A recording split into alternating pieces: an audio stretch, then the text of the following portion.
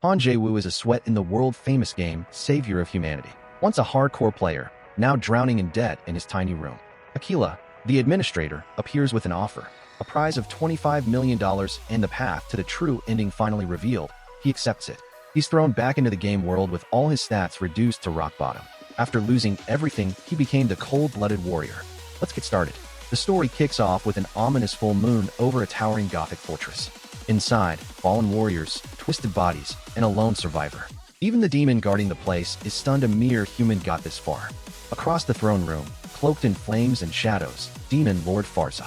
Muscles rippling, horns coiled like a crown, and eyes glowing with infernal rage. Farsa, the 7th-ranked Demon Lord. That man, Han Jae-woo, aka Elector Steel, is barely catching his breath, but he's made it all the way to the final chamber. He steps up with that signature cocky grin and whips out his weapon. He unleashes Empirical Sword 12th form, a blinding, flaming arc of pure destruction aimed right at Farsa. The panel screams high-level skill, and it looks like he's about to land a finishing blow. Then, bam, everything freezes. Jae-woo suddenly looks confused. A glowing blue alert pops up. You have been disconnected from the server. Fury glowing in his third eye, Farsa roars with scorn. Jae-woo screamed for a timeout like a kid caught cheating on a test. He's flailing, stuttering, practically begging for mercy. And it's clear he got annihilated. All that effort, all that build-up, wiped. A bright system screen confirms the Farsa raid quest has failed. We're yanked out of the fantasy. The world resets to a normal sunny day in the city. A couple of guys trying to check on Jae-woo while he's deep into VR dive. And then, plot twist, it wasn't a game mechanic or Farsa's magic that ruined the run. One of them casually yanks out the Ethernet cable. Jae-woo, who has now respawned into reality with one eye glowing red from pure gamer rage. He throws himself at the guy who yanked the plug. Nobody can stop him. Han Jae-woo. And while right now he looks like a crazed gamer, he confesses he wasn't always like this. In fact, he used to be popular. Really popular. He was once the problem solver of Hanem, Money Goblin. He was rolling in cash, surrounded by people, women, and luxury. Life was good. But then, something clicked. All that popularity, all that money, all the pride. It suddenly felt so trivial. He stands silently. The things he used to chase, they didn't matter anymore. What changed him? Savior of Humanity, a high-end VR game created by a top-tier AI. That game, that world, it flipped his whole life upside down. He became someone new. Someone who could wield massive swords, cast spells, fight dragons, and slay demon lords. Not just in spells and swords, but in every little detail that made him feel alive. There were gorgeous women, from sharp-eyed elves to voluptuous demonesses. Tight outfits, sultry gazes, killer curves. He was pulled in by their stories. A guy who used to chase nothing but cash, power, and survival in the real world. Those stories changed him. So what did he do next? He borrowed money. A lot of it. He literally took out a shady loan just to buy the ultimate VR capsule, worth $1 billion, so he could fully immerse in this fantasy life. Well, he's right. I think he's crazy. Then we cut back to real life. And the guy he borrowed money from? Flat on the floor, yelling at Jae-woo. But Jae-woo's response? Deadpan. Smiling like he's about to commit a felony. He starts exposing them one by one. Jae-woo had covered for them all. A lot. One of the guys foolishly calls him out for borrowing that insane amount just to play a game. But the second Jae-woo glares back with that cold, the dude crumbles instantly. He takes it back like his life depends on it. Meanwhile, his current income source is walkthroughs. Yup, he's writing detailed dungeon guides online. Everything from climbing cliffs for rare flowers, to how to survive fire-breathing dragon attacks, to dealing with bad demons at night. He's turning all his hours of hardcore grinding into step-by-step tutorials for struggling noobs. To most, it's just a game. But to him, this is currency, this is survival. So he checks his bank book. The balance is brutally low. A familiar voice returns. The corporate world wants him back. They want the old mastermind again, Hanem. His answer is short and cold. No, he's got unfinished business and Savior of Humanity. Not the beta clear, the real one. The one no player has ever reached. So, for him, clearing the game isn't just a goal. It's his way of repaying everything that world gave him. He shoves the goons out, completely unfazed by their shouts about unpaid interest. He's on gamer time now. Before locking himself in, someone yells out, claiming they still believe in him. One last glance at his reflection, one last deep breath, and then it's time. The system boots up. Blue screen. Starting. Savior of Humanity. Game start. After his dramatic re-entry into the game, Han Jae-woo, aka Elector Steel, finds himself standing in front of the Grand Byron Cathedral. Everything feels calm, but he's not feeling it. Because right now, he's stuck with a 22-hour action ban thanks to the death penalty from his previous disconnect. He flips out, dramatically yelling inside the cathedral about how he's supposed to make money now. A mysterious voice cuts through. Silver hair flowing like silk, legs wrapped in sleek thigh highs. And then she appears. She struts forward with a presence that screams authority and dangerous charm. Aquila, and she's no ordinary NPC. She's the game master of Savior of Humanity. He chuckled and scoffs at the cutesy girl claiming to be Aquila, the legendary GM of the entire world. She looks like an anime mascot, not a god-tier system admin. So naturally, he laughs in her face, with a smug smirk and a snap of her fingers. Birds in midair, people frozen mid-blink. Jaewoo was shocked. Time-stopping was at least an SSS rank skill. Actually, it's just because Aquila temporarily stopped the server for a bit. She wanted to introduce something to him. A brand new event for the game's 7th anniversary. A new world has been opened. The mission, start from scratch, brand new character. Jaewoo hasn't even cleared the game with his current character yet, until she drops the real bomb. The reward is 25 billion. Aquila flashing that smug catgirl grin and poking at Jaewoo with a loaded question. You scared? Jaewoo lights up, literally. Flames in his eyes, grin wide, he's fired up. She ups the ante, not just money this time, but a secret. The true ending of the game. She hinted that the clues existed, and in that moment, she offered him the first piece of the puzzle. Jaewoo stared at it, overwhelmed but intrigued. He slowly reached out, until she interrupted him with one more hook. A bonus gift if he accepted now. Boom, 30 million won lands straight into his account. He's drooling stars. Aquila flashes a playful wink, leaderboard lights up. Jaewoo sits at the top with 545,620,000 won. He was the #1 VIP of Aquila. Jaewoo's brain short-circuited. Sparkles surrounded him. His eyes practically turned into golden coins. He was drooling like he just won the jackpot at a Vegas slot machine. If he doesn't beat the game, he's still rich. Then he stood tall and shouted his decision. There was no way he'd turn down an event like this. Aquila beams like she just got her favorite player to roll gacha one more time. He's so puffed up. Suddenly, she began speaking in a strange language. Her tone goes cold. Her eyes glow violet, voice distorts. Energy spirals around her, her sleek body floating in midair. Wings of data unfurl, a towering shadow of cosmic energy looms. A goddess installing a new world. The word appears, installation. And then, the change begins. Across the cathedral, townsfolk freeze as blue light rains down. Pixels rise around nuns and merchants. Beneath a galaxy of starlit code and drifting data, Han Jaewoo stood face to face with destiny. Or more accurately, a glowing white door floating on a barren moon-like surface. It's the Anywhere door, like Dokudemo door from Doraemon. It's the first step into the most high-stakes game ever created. All he has to do is walk through it, and the challenge begins. So, Jaewoo doesn't hesitate. He pulls the handle. The golden light engulfs him like a divine welcome. But right before he stepped through, he turned back with a cocky grin and one last reminder. Don't forget the reward money. His cape fluttered behind him. He marched forward, to the true ending.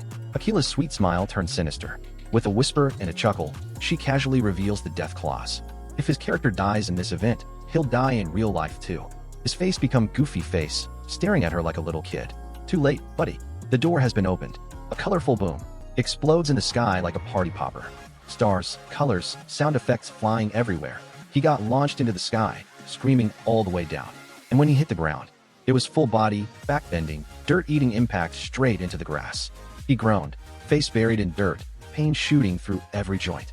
Jaewoo realized something wasn't right. Aquila, that ridiculous girl Dev hadn't been joking. Han Jaewoo slammed his fists into the dirt, his eyes blazing with fury and voltage. The pain was real. The fall was humiliating. With glowing eyes and clenched fists, he snarls through gritted teeth. All right, I'll do this. Then, high above the trees, comes the most heartfelt, you bitch. And with that, the system flashes blue, confirming, former Elector Steel, savior of humanity, game start. Sunlight trickled through the thick forest canopy, casting a hazy glow over the trail. Han Jaewoo, freshly dropped into this brutal game world, was staggering like a man on the verge of collapse.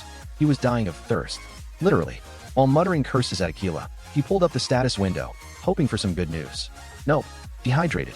HP, just 3 out of 20. Mana, a pathetic 3 points. This wasn't just a weak character, it was straight up trash. Jaewoo gritted his teeth.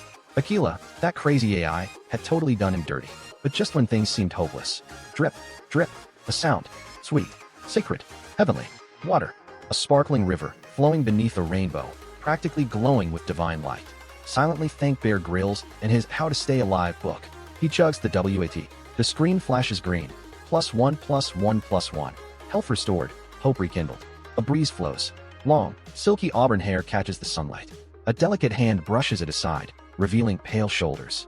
Smooth curves barely hidden beneath a sheer towel. Steam dances around her like a seductive veil. Her back is bare. Her skin glows. He's paralyzed. Eyes wide. Mouth open, drooling. Brain completely short-circuited. Holy moly, now he's too excited. He's lost 1 HP. Soft curves, silky skin, and just enough fog to make his imagination go haywire. As his eyes swirl like a gacha wheel hitting SSR, he gasps, overwhelmed. Please pay for the DLC. He lost it. This was supposed to be the full version. Now he had to pay to continue. Furious, he started yelling, completely forgetting his surroundings. But before he could finish complaining, a group of stunningly seductive witches appeared out of nowhere. She made it very clear, if he wanted to see more, he'd have to cough up the cash. What did he do? He asked how much. The witches didn't hesitate. One of them knocked him to the ground. He lost even more HP. Right beside him was another prisoner, a man who looked seasoned but equally helpless. His HP drops to 1/20th. The redhead leans in with a wicked grin. Stay still, you lewd little brat. If he keep quiet, she'll consider leaving his pants on. But he still stubbornly asked how much. It earned a round of laughter from the witches standing above them. Trying to recover from the embarrassment, Jae-woo played it off when the man beside him asked what he meant. The long-haired man introduced himself honestly as Rud, a monster hunter. Jae-woo followed with a lie he made up on the spot. His name is Valorstead Valor. Rud shared how he had ended up here, bad luck during a hunt. He chased his prey too far and stumbled into the witch's forest. Jae-woo nodded along, pretending his own story was similar. Rud noticed that Jae-woo still looked young for someone caught up in such trouble. But Jae-woo wasn't dwelling on that. He wasn't panicking, he was planning. He had already loosened the ropes binding his hands. Because if there was one thing he was good at, it was surviving nonsense like this. When Rud asked if he had a way out, of course he did. After all, he was the one who wrote the original guide on how to beat these witches. Back when this world was just a game, it had taken him 3 whole days to figure them out. 5 Witches of Hovel. This title was given to them because they make their appearance in the Hovel Forest, each radiating dangerous magical energy and equally dangerous curves. Gunda, Caldura, Aldida, Fugal, and Hijuju, known as the 5 Witches of the Hovel Forest. Early game nightmares. Bosses that noobs feared. Thousands of players had fallen to them. But Jae-woo knew the truth. They weren't coordinated. They were a chaotic mess. And that was the key. Haha, his face is now extremely perverted. He began casually poking at one of the witches, Fugal. He asked why she was even still alive. After all, hadn't one of the other witches, Hijuju, clearly said she'd kill her? As someone who already hated Hijuju, Fugal didn't take the bait. Fugal turned, seething, demanding answers. The system promptly confirmed it. The provocation had worked. He added that he was pretty sure Hijuju had also planned to steal all of Fugal's assets after killing her. The red-haired witch, Hijuju, stayed calm on the outside, but her pride was clearly dented. Greed poured out in her voice as she suggested that Fugal wasn't even using all that money, so why not share it? Instantly, the system acknowledged it. The provocation on Hijuju had also succeeded. Aldida, the green-haired witch who clearly couldn't read the room, joined in with a cheerful clap. She casually revealed that Hijuju had been making an acid bomb earlier. Another one, Gunda. She just wanted to eat. Her title said it all, big appetite. Then came Caldura. Nothing made her happier than a brawl, and she made it loud and clear. Fists were her love language. Jae-woo, he smiled pervertedly, stood in the background, watching his scheme unfold perfectly. He had officially provoked all 5 Witches of Hovel. From the outside, one might have thought these witches worked as a team. But the reality? They were 5 ticking time bombs packed into the same room with matches in hand. People who don't know that their greatest weakness was cooperation. So, they'd managed to wipe out thousands in the past. Jae-woo had seen it before. He knew how easy it was to turn them against one another. He leaned in to tell Rud it was time to make their escape. But Jae-woo wasn't done just yet. Instead of slipping away, he paused, eyes narrowing, one last move in mind. He launched himself into the middle of the fight, letting out a wild shout as he shoved all 5 witches straight into a bubbling cauldron. The witches flailed, slipped, and screamed in sync, all packed in a soup of fury, confusion, and soup stock. This whole scene is actually pretty cute, isn't it? He quickly pointed toward the exit, shouting the direction to Rud. Jae-woo grinning like a gremlin. He barely lifted a finger and was farming EXP like a pro. They were dumb, but profitable. Just as he made his move toward the exit, a cold, slithering force wrapped tightly around his leg. A summoned snake, magical and glowing. His movement was restricted, and the system confirmed it. Turns out Fugal summoned it. She called him cunning. If she was going down, she wasn't going alone. Jae-woo hit the ground hard, trying to kick the snake off, but his attacks barely connected. He'd completely forgotten that his current character was weak as hell. Fortunately, help came fast. Rud charged back into the scene, roaring as he drew his sword, and sliced the snake clean off Jae-woo's leg in one fluid motion. Jae-woo sat up in shock. Rud didn't waste time checking on him. Jae-woo gave a grateful nod, and he turned to Rud and asked for his bow. Rud raised an eyebrow, surprised. Rud's bow, attack 15, range 30. For a guy claiming to only know a little, his form said otherwise. He pulled the string back, his stance sharp, posture clean. He let the arrow fly. His target was a potion. The impact shattered the container instantly. Glass rained down. Green liquid followed. The Juju's face drained of color. She recognized the formula. Fugal still trying to make sense of the situation. It was an acid bomb that Aldaida accidentally revealed. Fugal screamed in disbelief, her voice shaking. The entire chamber lit up in blazing orange. The witches screamed. The result? A violent eruption blasted out through the forest, sending shockwaves into the sky. A rock smacked the back of Jaewoo's head, hard. The system responded with a lovely notification. You have been hit by debris. You have lost 1 HP. They had done it. All 5 witches of Havel were officially defeated. Not only that, Jaewoo had earned over 323,000 EXP and 5,000 achievement points. The system even threw in a cheeky achievement title. These witches ain't nothing. Jaewoo was ecstatic. Perfect timing, insane luck, and tons of EXP at a low level. Everything was falling into place. Rud turned to Jaewoo, full of gratitude. To repay that, Rud humbly handed over a small pouch as thanks. Red dragon fruits, rare and valuable. Jaewoo froze. In fact, this reward didn't even exist in his previous playthrough. Rud explained that he had picked the fruits up from the witch's lair since they looked important. Jaewoo accepted them eagerly, immediately tearing one open and stuffing it into his mouth without hesitation. A surge of energy exploded from his body. His muscles bulged, his veins lit up with golden light. His max HP shot up to 220. His system screen lit up with insane stat gains. Rud smiling with a hint of curiosity. Without warning, the man asked Jaewoo a strange question. Was he interested in hunting monsters? Jaewoo stood there, cheeks puffed out and still full of fruit, looking like a squirrel caught mid-snack. He didn't answer. He didn't even blink. Just stood there chewing like a slow-loading character screen. After finishing his bite, he casually waved Rud off, saying he had other things to do. But right then, Jaewoo finally realized. He had no class. All the EXP he just earned from the witches would be useless without a class. And even worse, it will be deleted after a month. Realizing this might be a hidden opportunity, Jaewoo immediately called Rud back, shouting, 3 months, and holding up 3 fingers like he was sealing a shady back alley deal. Rud chuckled, asking if he didn't want 3 years instead. The deal was set. A system window appeared. A relationship route with the monster hunter has been unlocked. Without any grand ceremony, the two of them walked off into the forest, one behind the other. The first training task was simple. Jaewoo was told to head deep into the forest and hide anywhere he wanted. He had 30 minutes before Rud came after him. Jaewoo blinked, confused for a second, then realization dawned. This was training, and Rud was using an actual hunter class tracking skill. He knew this forest inside and out. He'd explored it countless times. Every rock, every bush, every weird mushroom, he had it all memorized. Even as he dashed off into the woods, his mind was already mapping routes, traps, and blind spots. Savage beasts with glowing red eyes, lurking in the dark, ready to rip apart the clueless. He was confident, cocky even. His mind already had most of the forest layout imprinted, and his body was running at full potential. He grinned to himself mid-run, convinced that Rud wouldn't be able to find him that easily. Jaewoo narrowed his eyes, sweat beading on his forehead. A shadow above him, a voice echoed mockingly. Rud said, "Peek-boo." Jaewoo unable to comprehend what just happened. Rud evaluated Jaewoo's efforts with a smug expression. He told Jaewoo he had earned 50 points and advised him to try harder.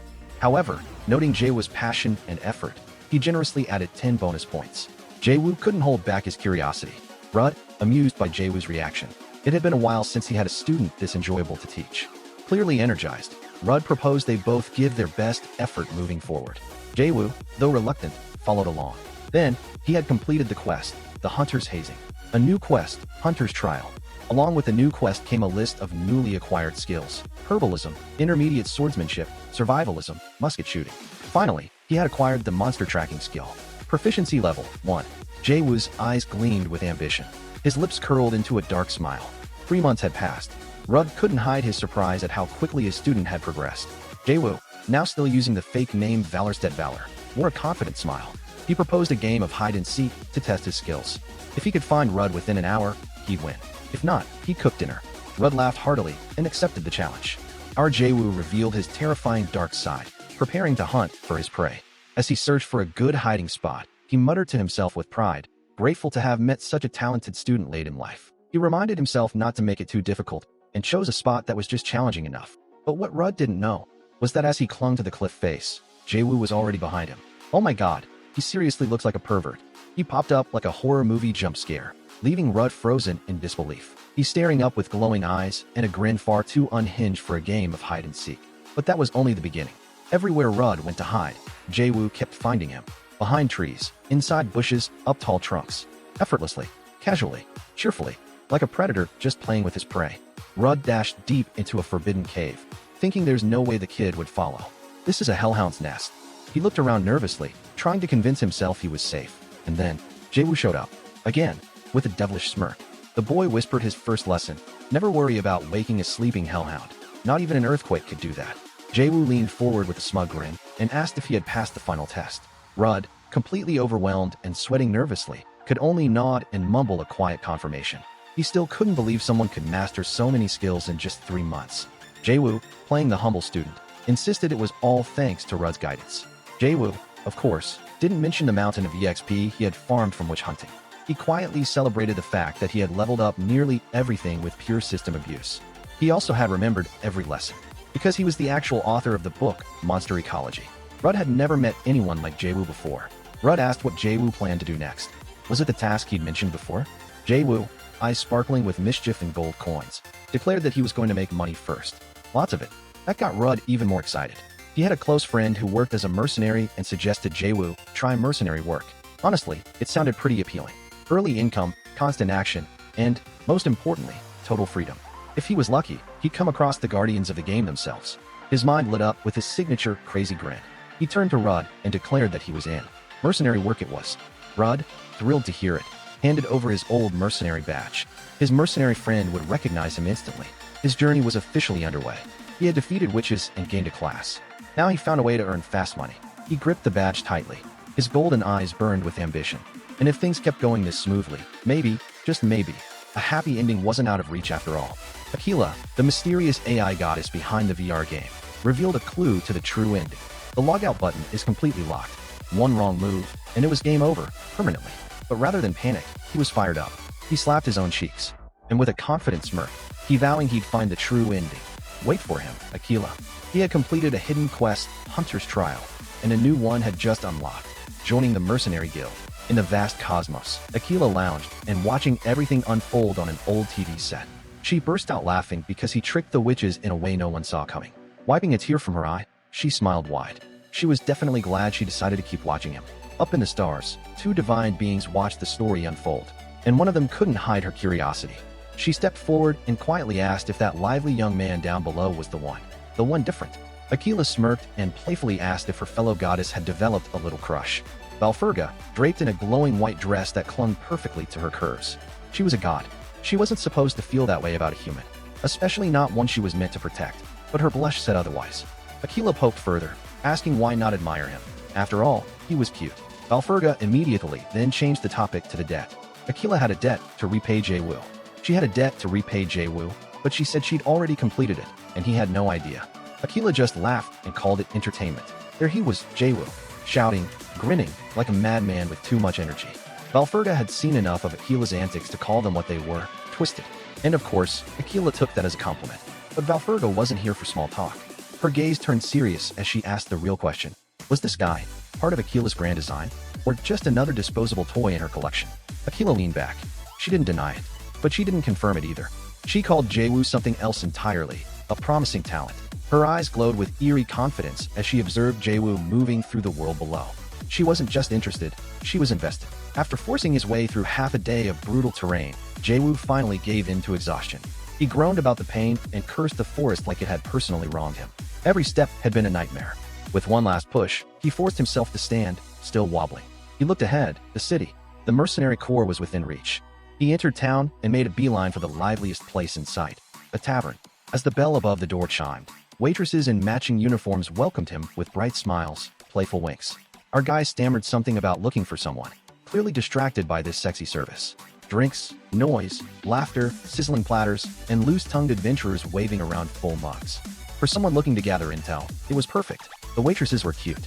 One of them clung to his arm with a bubbly laugh, sending his brain into overheat mode.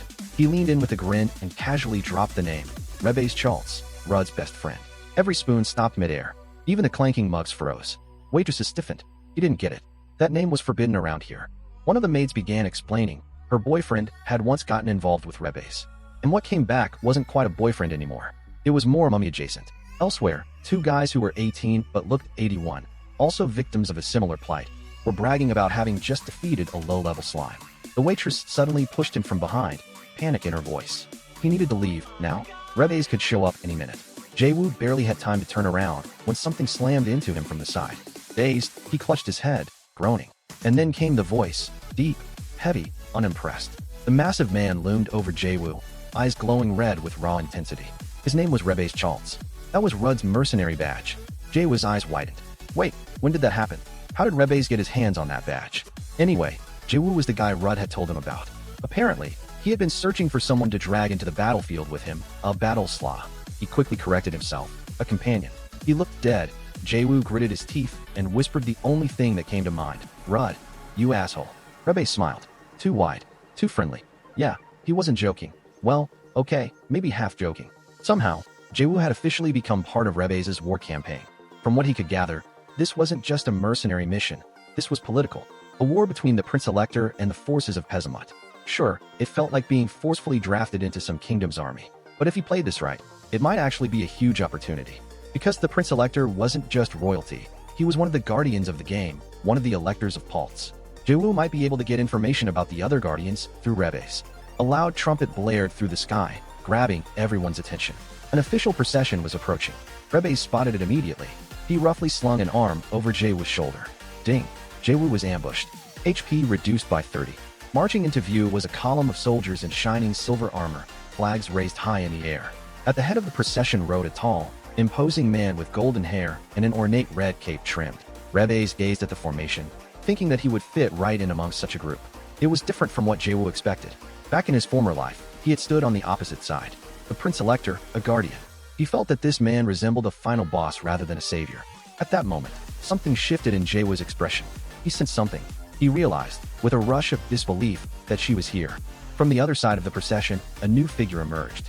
A female knight, clad in radiant white armor, galloped forward. Jae-woo's gaze locked on the armored woman as the name Dame Valpurgis echoed in his mind. The sight left him momentarily frozen. The Prince-Elector noticed her pause and questioned her with a calm but probing tone. He asking if something was wrong. Valpurgis turned her head slightly, admitting nothing was amiss, and addressing him respectfully as Your Grace, though her voice carried a faint hesitation. Jae-woo's eyes still trailing after Valpurgis as she disappeared with the formation. In previous playthroughs, she had fought alongside him as a trusted companion. No matter how hard he tried, though, he had never managed to save her. Each time, the battles had ended the same way. Memories struck him hard. Jae-woo's expression darkened. This time, even if it cost him his life, he has to find it. An ending where she's still alive. Jae-woo's resolve hardened in response. His goal was set in stone. The scene shifted to the mercenary training grounds, where the air rang with the clash of steel and the shouts of men. Jae-woo watched, slightly taken aback by the ferocity. Rebes, clearly enjoying himself, remarked on the perfect timing. The group leaders were being chosen through these bouts. There was prize money on the line, adding even more heat to the competition. His main objective was to make contact with the Prince-Elector. For now, keeping a low profile seemed like the safest path. That plan evaporated instantly when Rebes suddenly declared that Jae-woo would be participating as well. Rebes leaned in with a grin so wide. Someone like Rudd would never send a clueless recruit. Jae-woo wondered if his own opinion counted for anything at all. Absolutely not. Without waiting for an answer, Rebes shouted to the crowd, asking who wanted to spar with the newcomer. Heads turned. Whispers became grins. Some even called him fresh meat. Jae-woo realized he wasn't even allowed to object. He might as well use the chance to test his strength. A circle formed. One man stepped forward. He introduced himself as Max. A system prompt confirmed the duel challenge. Max eyed Jae-woo's slim build and joked that a single hit would snap him like a twig. Jae-woo, still using his alias, introduced himself as Valorstead Valor. Rebes stepped in to confirm both sides were ready, then signaled the start. Max charged immediately, blade raised, a fierce grin plastered on his face. Max's sword flew from his grip. Gasps rippled through the crowd. Max lay sprawled on the ground, unconscious. Jae-woo defeated Mercenary Max. Fame plus 15. After all, the red dragon fruits he had eaten had pushed his strength to match that of an ogre. The defeat only seemed to fuel the others. Hands shot up and voices clamored to challenge him. Jae-woo's expression twisted into a silly grin. If they wanted a fight, he would give them one. What followed was a flurry of victories, clean sword strikes, a flawless intermediate swordsmanship execution, a humiliating monster binding technique that left one opponent tied and grinning idiotically, and even a brutal monster headbutt that sent another collapsing backward. Each win came with another Fame plus 15 notification. Some guy, noting how ridiculous it was that so many seasoned mercenaries were embarrassing themselves against the so-called rookie. Charlotte, a towering, bald mercenary built like a siege engine. Mercenary Charlotte is taunting him. The sheer size of the man was absurd. For a moment, Jaewoo wondered if this was even a human being. The unease quickly spiraled into panic. This was too much. His mind screamed to log out. When he reached for the command, the option was crossed out in bright red. He couldn't escape. Thanks, Aquila, for showing us these funny scenes. He gasping for breath and begging for a single minute's rest. Charlotte's answer came in the form of a roaring refusal, his massive frame charging forward. Resigned to his fate, Jaewoo muttered to himself about cursed luck, then steeled his expression. If there was no way out, then he would have to end it properly.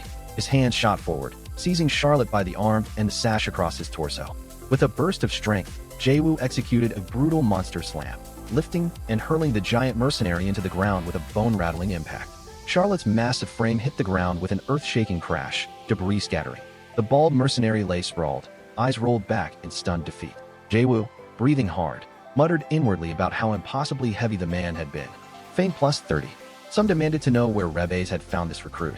Others gaped that even Charlotte had fallen. Before he could rest, eager fighters grabbed him by the shoulders, shouting for a match of his own. Jaewoo's protests went unheard. The chaotic energy only broke when a thunderous voice ordered everyone to move aside. The chaotic energy only broke when from the crowd emerged a towering man with a shadowed face, glowing eyes, and a grin. Jaewoo's mind jumped to the possibility that this might be concern for him as a friend's apprentice. That moment vanished when Rebes declared Valorstead Valor was now the group leader for the upcoming battle. Jaewoo's stunned expression said it all. He hadn't seen that coming. The mercenaries roared in unison, their armor gleaming under the overcast sky as they charged forward with murderous intent. Jaewoo and the dagger in his trembling grip. The absurdity of leading such an assault pressed down on him like a mountain. Hidden quest, join the mercenary corps. Completed. New quest, retake Harfium Hill. Below the cliffs, vast armies clashed in perfect formation. Rebes' voice shattered the tension. Charge. The order rippled through the ranks, and the soldiers surged forward with a deafening battle cry. From the opposite side, a wave of orcs thundered forward, hulking, green-skinned brutes with jagged tusks. Jaewoo lunged into the fray, weaving past the spear thrust and driving his blade toward the orcs. Right now, their mercenary corps was aligned with the Prince Selector's forces, a temporary alliance forged in the chaos of war. Before that, Rebes announced that their unit was locked in a direct standoff with the orc army of the Demon King, Pezamut. A rough but decisive plan followed. Once the main force broke through the orcs' formation, their squad would slip into the gap, seize the flag, and bring the enemy lines crashing down. This was no simple task. The orcs' battlefield coordination was said to be the best on the continent. Rebes singled out Jaewoo, still under his alias Valorstead Valor, declaring it was his duty as group leader. Jaewoo stood on the battlefield, dwarfed by two roaring orcs swinging massive weapons toward him. He dodged and twisted through the blows, his mind racing at the absurdity of suddenly being saddled with command. He had never planned to play the hero. His original goal had been simple: earn a bit of military merit and make a quick exit. But their spearmen were collapsing. The words made the orc captain's brow furrow. Those were elite troops, the backbone of their formation. Snatching the spyglass from his subordinate's hands, the captain pressed it to his eye and scanned the battlefield. His expression shifted from disbelief to alarm as he caught sight of the source. A mercenary squad tearing through his formation like it was nothing. He barked rapid orders, commanding his troops to form ranks and bring the muskets to the front. Fire, came the thunderous command, and the air exploded with smoke and lead. Bullets slammed into the shields of the mercenary vanguard, sparks flying as the front line absorbed the impact. Muskets might be intimidating to most, but to Jaewoo, they were outdated toys. Without rapid-fire capability, they'd be forced to rotate ranks between shots, and that short gap would be all the time he needed to crush them. Seizing the opening, he surged forward with his shield raised, smashing into the enemy line. Armored orcs were sent flying, their weapons scattering. With a sharp order, he urged his comrades to cut through what remained. The orc captain, watching from afar, could hardly believe his eyes. Snarling, he vowing not to let these invaders claim the most prized symbol of their tribe, the military flag, carrying generations of their proud history. Jaewoo charged in with two heavy hitters flanking him, their weapons cutting a path straight to the captain. The orc's defiance lasted only a heartbeat. The flag was ripped free from its stand, lifted high into the air as the battlefield erupted in cheers. Group Leader Valor has captured the enemy flag. Leadership plus 30. Achievement plus 20. He needed to do now was hold on a little longer, and the military merit would be his. One of his men came running, panic twisting his face as he blurted out grim news. Their allies had broken formation and were retreating, leaving the flanks wide open. The once solid line was collapsing, and the enemy was already swinging around to encircle them. Jaewoo's jaw tightened. They had been inches from victory, the enemy flag already in their possession. His subordinate's shaky voice cut in, suggesting they drop the flag and run as well. But before any decision could be made, the reality became clear. They were already surrounded. Orcs pressed in on all sides, spears and shields locking into place, sealing every escape route. A towering orc clad in dark armor, his crimson eyes burning with authority. Hidden boss, Orc Grand General Kalian. He urged them to surrender, motioning to the disciplined, battle-hardened orcs at his back. If they returned the flag, their courage would be honored and their lives spared. Jaewoo brandished the captured flag with a sly grin, threatening to stash it somewhere far more humiliating, Charlotte's underwear drawer. The Kalian's crimson eyes flared, his tusks grinding as he roared in outrage at the thought of their sacred military flag being defiled in such a place. Jaewoo, sweating but say that war had no rules. If it meant victory, he would drag that flag through every disgraceful spot imaginable. He has attempted to intimidate Kalian.